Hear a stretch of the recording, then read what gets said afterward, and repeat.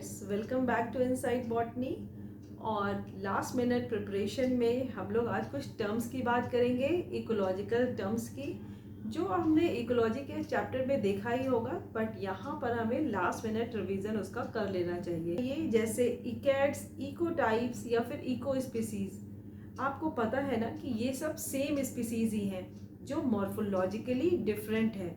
ये morphologically different क्यों हो जाते हैं? अगर इन्हें अलग अलग तरीके के हैबिटेट में रखा जाए तो इनमें कुछ डिफरेंसेस दिखाई देते हैं। ये बदलाव इन्वायरमेंट का इम्पैक्ट है इनके ऊपर, लेकिन ये इनको बिल्कुल अलग ही मॉर्फोलॉजी देता है।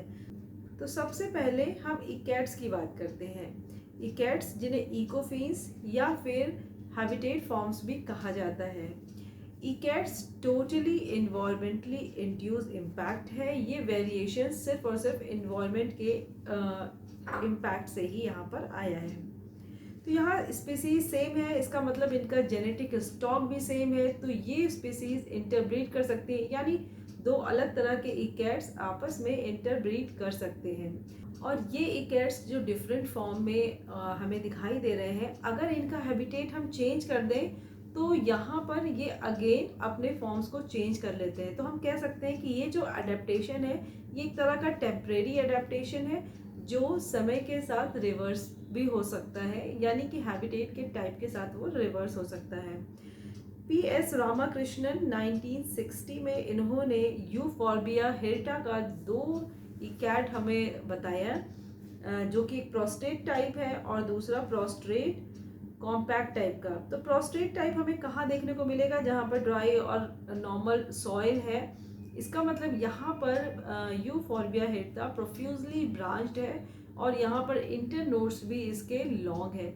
जबकि प्रोस्ट्रेट कॉम्पैक्ट टाइप जो कि रोड साइड में ग्रो कर रहे हैं प्लांट, तो रोड साइड के पोल्यूशंस को लगातार सहने की वजह से ये थोड़ा कॉम्पैक्ट साइज में ग्रो कर रहे हैं। और हम यहाँ पर अगर नोटिस करेंगे तो इनके इंटरनोड भी छोटे छोटे हो गए हैं in comparison to their prostrate type. इसी तरह एस.सी. पांड्या ने 1962 में दो ग्रासेस, उनके भी इको टाइप्स बताए थे, जैसे बोथ्रियोक्लोआ एंड डाइकैंथम। इसमें दो फॉर्म इन्होंने रिकॉग्नाइज किए, दो इकैट्स रिकॉग्नाइज किए, एक बास्केट फॉर्म और दूसरा है सॉसर फॉर्म। तो जैसा आपको पता ही चल रहा है, बास्केट फॉर्म तभी होगा जब ये एक अच्छे इन्वायरमेंट में या गार्डन इन्वायरमेंट में, प्रोटेक्टेड इन्वायरमेंट में ग्रो कर रहे होंगे, और सॉसर शेप तब होगा जब ये ओवर ग्रेस्ड प्लेसेस पे ग्रो कर रहे हैं, तो वहाँ पर इनका शेप कैसा हो जाएगा? सॉसर शेप हो जाएगा। लेकिन अगर हम इनका ये इन्वायरमेंट चेंज कर दें, हैबिटेट बदल दें, तो क्या होगा? अगेन जो सॉसर शेप के फॉर्म थे वो बास्केट फॉर्म की तरह ग्रो करने लगेंगे और बास्केट वाले सॉसर की तरह ग्रो करने लगेंगे। तो इकैट्स में हम देख सकते हैं कि ये रिवर्सिबल फॉर्म है। अब हम लोग बात करते हैं इकोटाइप्स की। इकोटाइप्स क्या है? ये इकोलॉजिकल और फिजियोलॉजिकल रेसेस में आपको देखने को मिलेगा, और ये क्या है? जेनेटिकली डिस्टिंक्ट है, लेकिन ये भी इंटरफर्टाइल है, इसलिए ये ब्रीड कर सकते हैं। क्योंकि ये इंटरफर्टाइल है, इसीलिए इनको एक टेक्सोनोमिक ग्रुप में रखा गया है। Ecotypes are genotypical response to a particular habitat. यहाँ पर जो अडेप्टेशंस होते हैं ये क्या है? इरिवर्सिबल है। इसका मतलब अगर हम हैबिटेट को चेंज करते हैं तो भी ये आगे वैसा ही रिस्पॉन्स देंगे जैसा ये देते आ रहे हैं, यानी जो भी इनका अडेप्टेशन था अब वो चेंज नहीं होगा, वो जेनेटिकल लेवल पे आ गया है, जेनेटिकली फिक्स हो गया है। अब बात करते हैं हम इको स्पीसीज की। तो इको स्पीसीज हमें पता है ये जेनेटिकली बहुत डिसिमिलर हो जाती हैं, यानी कि यहाँ पर अडेप्टेशन बिल्कुल ही जीन लेवल पे हो गया है, और चूंकि ये जेनेटिकली डिसिमिलर हो गई तो ये आपस में इंटरफर्टाइल भी नहीं है और ये ब्रीड नहीं कर सकते हैं। अगर करेंगे भी तो ये वाइबल ऑफस्प्रिंग नहीं देंगे, यानी कि इनमें सीड्स या फिर ऑफस्प्रिंग जो होंगे वो वाइबल नहीं होंगे। तो इको स्पीसीज के अडेप्टेशन भी इरिवर्सिबल है और जेनेटिकली ट्रांसफरेबल है। एक्लिमेशन की बात हम करें, एक्लिमेशन का मतलब हो गया ये एक शॉर्ट टर्म अडेप्टेशन है चेंजिंग इन्वायरमेंट के साथ। जितना अच्छा एक्लिमेशन होगा उतनी ही टॉलरेंस की लेवल बढ़ेगी किसी भी ऑर्गेनिज्म के अंदर। अडेप्टेशन की अगर हम बात करें तो ये एक लॉन्ग टर्म प्रोसेस है और ये जेनेटिकली ट्रांसफ़र भी हो जाता है।